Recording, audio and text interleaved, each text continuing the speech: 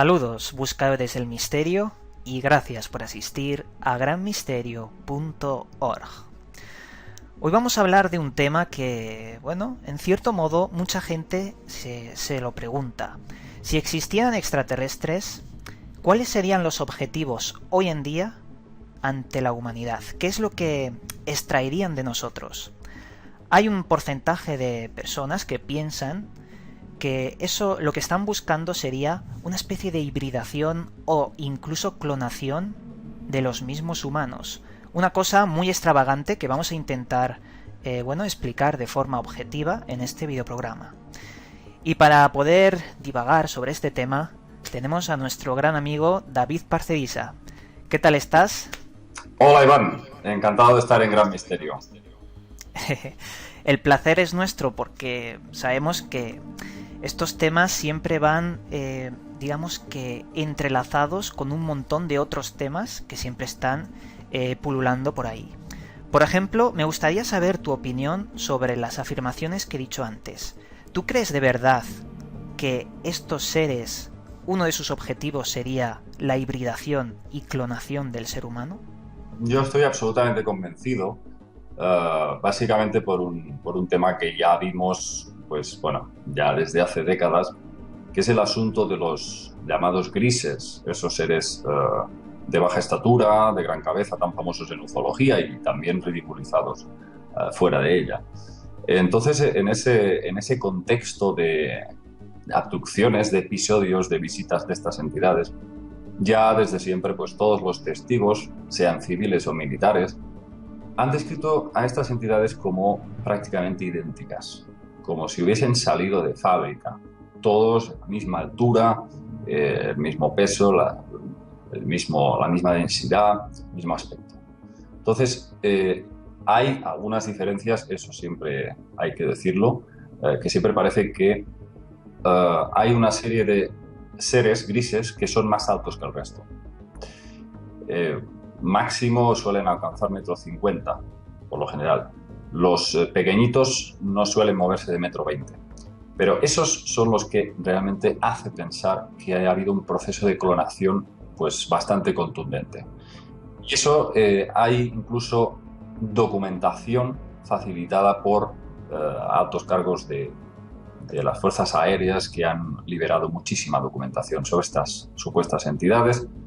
Y entonces, bueno, pues siempre nos encontramos con lo mismo. Parece que no solamente ellos mismos son clones, sino que están trabajando con nuestro material genético a través de los secuestros, a través de las abducciones, para incluso clonarnos a nosotros, hacer muchísimos experimentos que desconocemos cuál es el fin último. Claro, porque todos esos documentos, esa documentación de la que nos hablas, de que es real y existe, nos hablan siempre de la misma figura, del mismo patrón. Esos enanos cabezones con aspecto de cabeza invertida, con unos grandes ojos, y que, bueno, siempre van a los dormitorios, visitas de dormitorio, y extraen a las personas. El objetivo, podríamos pensar de forma inocente, que sería hacia el estudio del ser humano y la biología, pero estaríamos equivocados porque estas entidades están aquí desde tiempo muy atrás y nos tienen más que investigados, por no decir que podríamos hasta ser una creación de ellos mismos. Te propongo, explicar alguno de estos casos, porque hay casos de personas que se han encontrado en su dormitorio con estos seres y han llegado a mantener hasta relaciones sexuales con ellos forzosamente. Mira, por ejemplo, me acuerdo de un caso que se remontaba en el año 88 de un tal Peter Cowrie. Peter Cowrie era un hombre que trabajaba como cualquier otro y que llegaba a su casa a las 7 de la mañana un 12 de julio del año 88. Esta persona, decía a sus familiares que sufría unos extraños fenómenos extraños, paranormales, en su casa. Puertas que se abrían y se cerraban solas, objetos que se caían y sobre todo una tensión en el ambiente que, en todos los años que él vivía en su casa no había sentido. Llegó a las 7 de la mañana a su casa después de trabajar y se echó en su cama a dormir porque sentía un fuerte dolor en su barriga. Al cabo de unas horas se despertó y, según dice él, vio a dos extraños seres muy altos, con aspecto de mujer, que bueno, se abalanzaron hacia él e intentaron forzarle para violarle. Eso es lo que contó en televisión, y digo televisión porque es un factor que luego vamos a ver común en estos clase de avistamientos, porque la televisión aquí también juega un papel muy importante. Describe a estos seres como dos hembras de aspecto nórdico, grandes ojos, y que al final dejaron cabellos en la habitación. Los cabellos fueron analizados y se descubrió que tenían una fuerte inmunidad ante el VIH, esos cabellos. Obviamente descubrieron que no tenía nada que ver con el género humano, en parte, en una proporción sí. ¿Qué opinas de este caso, David? Bueno, pues que en un cabello está el ADN. Ahí lo tendrían todo, absolutamente. Con lo cual, si se hacen los análisis pertinentes, ahí habría la prueba definitiva de que esas entidades no son humanas. O sea, que ya no es cuestión de decir que es raro, que es extraño. No, es que ahí está todo el ADN. Ahí se puede hacer una secuenciación de ese ADN y demostrarse empíricamente de que no es humano. Con lo cual, me parece un caso pues muy interesante. Yo te puedo contar uno de hace muchísimo tiempo que lo dije incluso en algunas conferencias. No recuerdo ahora el nombre. Creo que el señor era norteamericano, un señor mayor, anciano, casi 80 años. Él dice que desde hacía casi 20, por las noches, se abría como una especie de portal dimensional por el que aparecía una serie de hembras que se sentaban encima de él, lo excitaban y acababan copulando.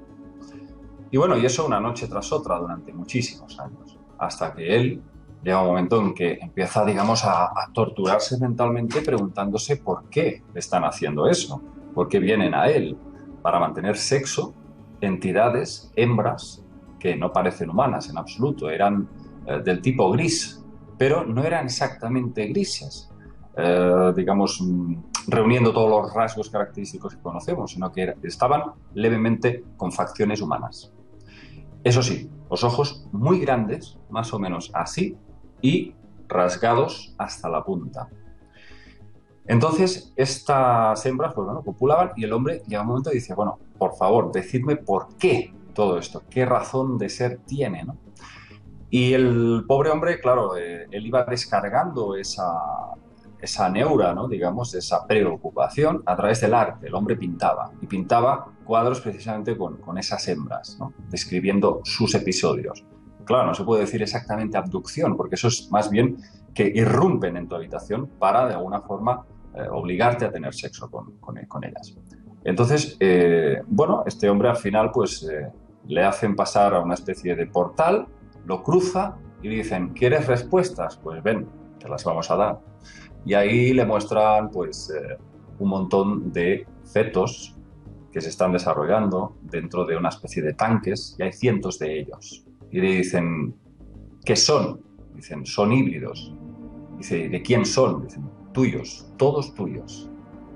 Imagínate, el resultado de tantos años fecundando a esas hembras había dado como resultado, pues, prácticamente todo un ejército de entidades de las que él era el padre. Esto, lógicamente, cuando salen los medios, tú ya más o menos lo has esbozado, la televisión, todo eso, es, vamos, pasto de las llamas del morbo, ¿no? Entonces, pues bueno, suelen verse estos temas desde esta perspectiva, desgraciadamente, porque parece, este caso concretamente, pues también muy interesante. Según ibas relatando este caso, me ha venido a la mente la imagen de Credo Mutua, porque él decía lo mismo. En una de sus abducciones, cuando se acercó a una montaña prohibida, bueno, comenta que en una camilla había una serie de seres, incluso hasta un robot, que lo llevaron por un sitio donde habían más camillas y más personas y tanques llenos de fetos que se parecían mucho a los grises. También hay otras historias que cuentan exactamente lo mismo. Parece que hay una especie de reminiscencia, algo que les algo que les hace pensar, o bueno, que han visto algo y que está ahí. Salvador Freixedo hace muchos años ya nos hablaba de una mujer que también fue testigo de todo esto, Krista Tilton.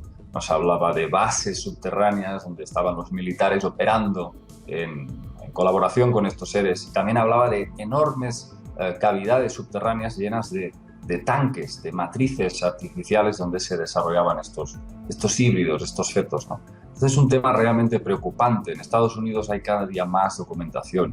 Incluso salen ministros de defensa, fíjate, ministros de defensa admitiendo que hay una documentación amplísima. Hay toneladas de información, la mayor parte clasificada, pero que realmente todo eso lo tienen perfectamente en cuenta este gobierno en la sombra, este gobierno invisible.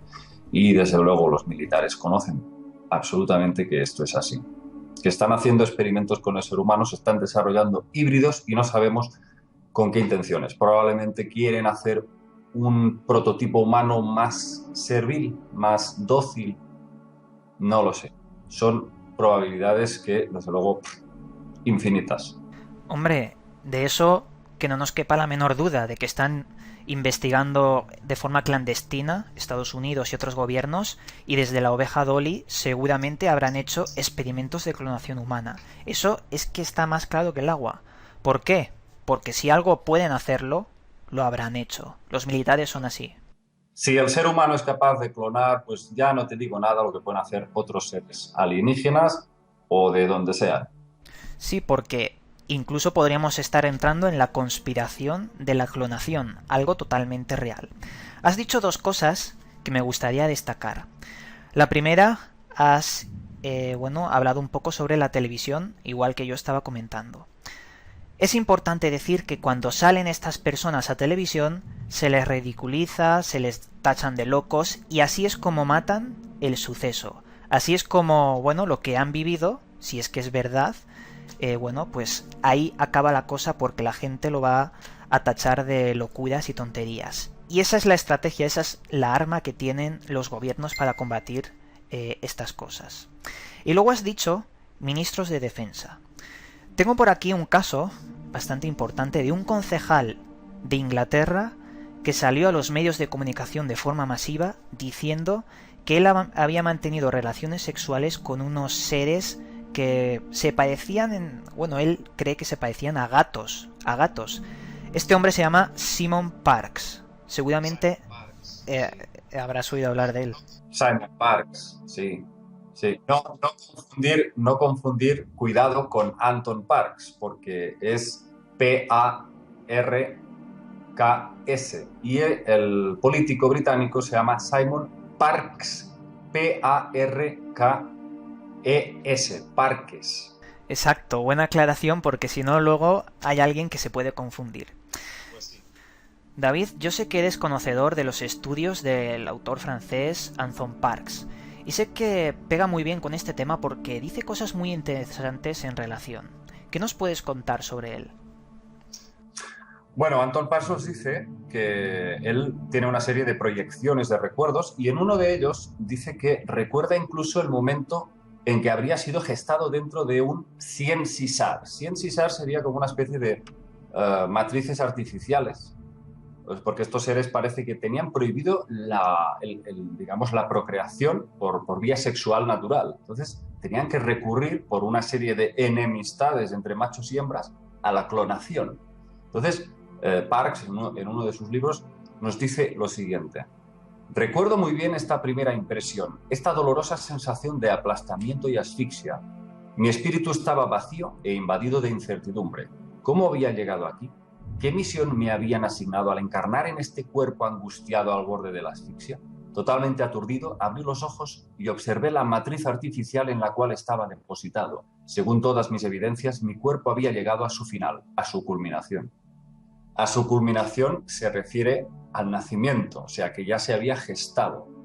Fíjate, Iván, estos seres salían de estas matrices completamente adultos. O sea, no había ningún proceso de infancia o de adolescencia, ¿no? Y añade, el propio Parkes añade en otra parte, aclaramos que Jin-Abul significa de forma genérica toda esta raza de lagartos, de reptilianos, y dice: los Jin-Abul sabían cómo programar los genes de un individuo para darle tal o cual carácter o fisionomía. Podían determinar por adelantado e incluso programar como un ordenador la estructura del conocimiento del espécimen que estaban fabricando. Para ello, utilizaban cristales y particularmente diversos tipos de cuarzos. pero no puedo decir más sobre esto porque me opongo a estos procedimientos que ahora me parecen totalmente inmorales. La historia que relato está llena de manipulaciones genéticas y sé muy bien hacia dónde condujeron a los Jin Abul y sobre todo a la especie humana. Y bueno, pues también os puedo mostrar una imagen muy interesante del Antiguo Egipto. Concretamente está en la tumba de Tutmosis III, en el Valle de los Reyes, donde podemos ver lo que parecen 3 matrices artificiales y en la parte superior podemos ver, al lado de cada serpiente, una especie de óvulo que parece estar gestándose. Esto que nos has comentado me recuerda mucho a la película Matrix, a esos tanques donde estaban las personas creciendo y de alguna forma, siendo alimentadas por sustancias que iban directamente a su organismo. Es algo muy curioso cómo pueden fabricar, y también me recuerda a una actitud militar, poder tener unidades listas para poder combatir, algo también muy curioso. También hay que decir a la gente que obviamente podemos estar ante mentiras mezcladas con verdades, y más cuando hay cargos en la opinión pública. Por eso siempre hay que tener pies de plomo y tener toda la información, no creerse nada y creérsela al mismo tiempo. Creo que eso hay que indicarlo siempre que hablemos de estos temas. Bueno, yo creo que ellos no necesitan siquiera sacar sangre si quieren reproducir un clon de ti. Pueden absorber pues cualquier tipo de células. Muchas veces, esto nos lo contaba el investigador norteamericano Bud Hopkins, especialista en abducciones, ya fallecido, gran investigador, que desde luego dejó un gran hueco dentro de la ufología. Él decía pues, que casi todos los abducidos, más del 90% de abducidos, presentaban marcas en la piel. Él las llamaba las marcas de cuchara, porque parecía como si con una cucharita te hubiesen extraído una capa de células cutáneas. Simplemente con eso, Iván, pueden perfectamente realizar un clon de ti. Ahora bien, si sacan sangre, yo desconozco hasta qué punto pues, eso les sirve también incluso como alimento, porque la sangre está muy vinculada con todos estos rituales antiguos de matanzas de animales, etcétera, en donde siempre el elemento es la sangre. Y la sangre parece que no solamente es ADN y proteínas, etcétera. Está ahí a un tipo de energía que aún no ha sido quizás cuantificada o mesurada.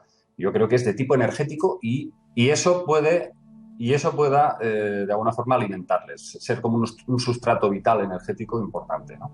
Entonces hay muchos casos en los que la persona ha sido comprobado que ha perdido pues bastante cantidad de sangre, con lo cual yo no creo que necesiten tanta cantidad si quieren sacar algo de ADN. Muchas veces yo creo que la aprovechan para alimentarse o alimentar algún tipo de entidad que ellos necesiten pues alimentar, ¿no?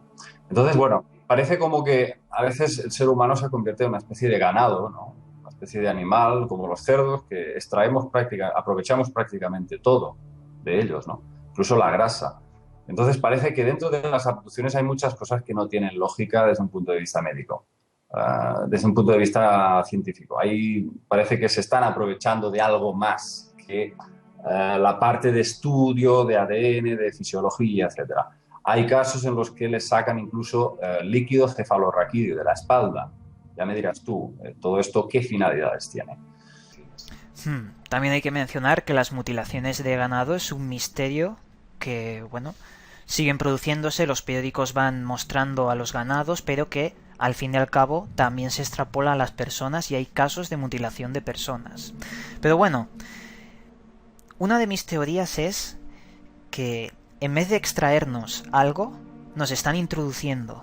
Nos introducen una serie de modificadores del ADN para que de una forma muy tenue el humano se convierta en un extraterrestre o parecido a ellos. Es decir, nos hibridan poco a poco y durante los años nos estamos haciendo como ellos para de alguna forma invadir el mundo. Bueno, esto suena muy de película, pero no sé si me entendéis. Es como que están poniendo una sustancia para ir hacia allá en el paso evolutivo. Sí, Iván, tiene muchísimo sentido lo que acabas de decir. Absolutamente, porque cuando hay tantos casos en los que descubrimos que han abducido ya al bisabuelo, al abuelo, al padre, luego al hijo otra vez, el nieto, van haciendo un seguimiento generacional de ese individuo, de esos individuos.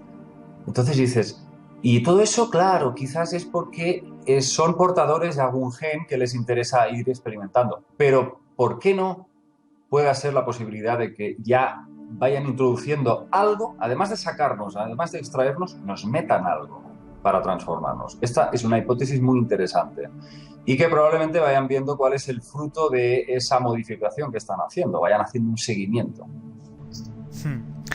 Hablando del ADN, hay un profesor japonés, no me acuerdo del nombre exactamente, creo que era de apellido Change, que estudiaba en el proyecto Genoma Humano y llegó a decir, jugándose su prestigio, que dentro del ADN humano, de ese 97% de ADN basura, habían mensajes como una especie de número de serie de los creadores, que él se remonta a extraterrestres.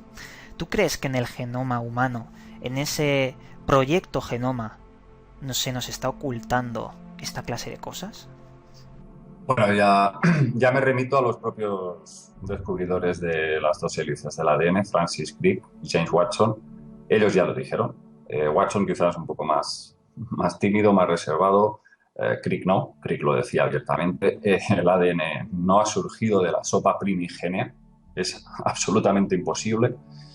Eso es tal como creo que era Fred Hoyle, el gran físico Fred Hoyle, ya decía también que eso, considerar que el ser humano era obra de algo caprichoso, casual, era como decir que un torbellino de un huracán descomponía las piezas de un avión y las volvía a montar pieza por pieza. O sea, era algo que se excluía totalmente de los patrones que nosotros conocemos.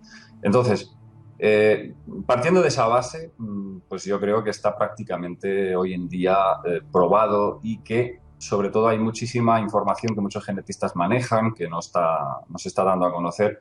El ADN basura yo creo que es el cajón desastre, ellos saben perfectamente que no es nada de basura, está codificado. Y dentro de esa codificación probablemente haya algún tipo de resorte que yo creo que está en relación con ciertos ciclos cósmicos, porque yo he estudiado astrología muchos años, lo he dicho muchas veces, y siempre he sido muy consciente de las fuerzas cósmicas, las fuerzas de los cuerpos celestes, y creo que de alguna forma alguien hace miles de años nos creó, nos programó nuestro ADN para que se activaran ciertas hebras. Se dice que hay 12 hebras en realidad. Yo creo que eso sería parte de ese ADN basura. Oficialmente tenemos 2. Bueno, al principio parece un hecho, pero desde luego podría haber en un total de 12 que se tendrían que ir activando. Yo creo en eso. Yo creo que estamos constantemente, de alguna forma, influidos, interactuamos con ciertas fuerzas celestes, cósmicas, y que hay algo que va a hacer en un momento dado de la historia que se active todo esto. Yo estoy convencido. ¿Y activarse para qué? Pues probablemente para que el hombre sea, digamos, ya alcance el estado por el cual ha sido programado, que es alcanzar una visión completa sobre sí mismo, quién es y de dónde viene, y alcanzar un estado supremo en el que se ponga de manifiesto la máxima eficiencia de todos sus potenciales psíquicos, emocionales y espirituales. Tú lo has dicho a la hora de poner en la misma oración ADN y programación, porque parece que el ADN es una máquina perfecta que la naturaleza podría haber conseguido, pero también otra hipótesis es que hubiera sido fabricado y diseminado por todo el espacio y creando vida. La teoría de esas esferas de Kersdorp que se encontraron en África y que serían las esferas que germinaron la vida. Es una teoría. La verdad es que esa activación del ADN, bueno, no sé nada al respecto, pero podría ser, ¿por qué no? Claro que sí, podría ser, algún tipo de maquinaria que con esa conjunción, ya sea por la alineación de los planetas, como algo parecido que pasó el 2012, el 21 de diciembre, podría estar en camino. David, ¿nos podrías dar una conclusión sobre este tema para finalizar? Bueno, yo pienso que el ADN es algo que está más allá de la tercera dimensión. Es bastante difícil para mí aceptar, primeramente, que haya surgido, desde luego, de forma casual, eso por descontado, pero más allá de eso, incluso pensar que nos hayan creado otros seres, el germen del ADN, me estoy refiriendo. O sea, yo defiendo que ha habido estos Anunnakis, estos dioses antiguos, que nos han manipulado el ADN y nos han, de alguna forma, hibridado. Somos mestizos, ¿vale? Nos han mestizado, mestizaje. Pero la fuente de ese ADN, yo estoy convencido de que ni siquiera puede haber sido creado por seres inteligentes, digamos, en un laboratorio. Pienso que el germen del ADN humano, el germen de la vida, de la consciencia, tiene que ver más con dentro de unos parámetros de la metafísica que desde luego nosotros ahora no podemos comprender. Yo, por ahora, no me satisface ningún tipo de explicación científica de que haya podido ser creado con las manos de un ser, por decirlo así, dentro de un laboratorio. Me parece tan sumamente complejo las cadenas del ADN, la estructura del ADN, tal como decía Francis Crick. Aquello es una obra de ingeniería divina. Así lo dijo en más de una ocasión. Eso, para mí, es mágico. No encontramos, por ahora, las herramientas conceptuales para entender cómo ha podido crearse el ADN. Es algo maravilloso. Cualquier persona que busque en esta biblioteca de Alejandría, que es Internet, va a encontrarse con la cosa más increíble, más grande, más vasta.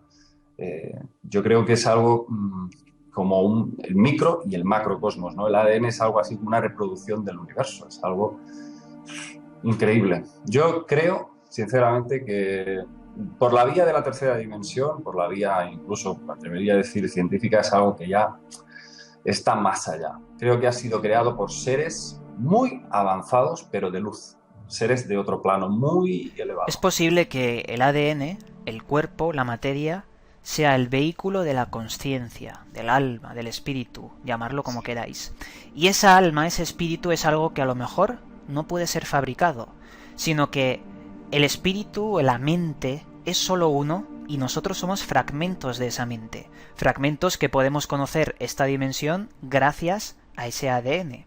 Es posible que seres mucho más evolucionados estén creando ADN, usuarios, materia, para coger esos fragmentos de consciencia, de la gran consciencia, y crear civilizaciones. Yo creo que sí, y además en Egipto esto se decía con el hermetismo, el todo hermético que forma parte de todo lo que existe y no existe, y que de alguna forma podemos acceder y adentrarnos en este plano. David, vamos a terminar ya el videoprograma. Si quieres, ¿puedes contarnos algo?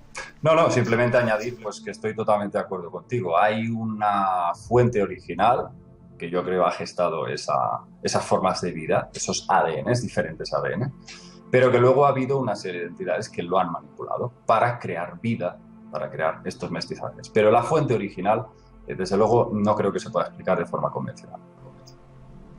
Exacto, yo opino exactamente lo mismo. Y bien, llegando a este punto del videoprograma, te doy las gracias nuevamente por estar con nosotros. Y estoy muy contento de que estés aquí, como siempre. Gracias, David. Amigo. Igualmente, de verdad. Y nada, aquí acabamos, os mandamos un cálido abrazo y nos volveremos a ver en otro vídeo.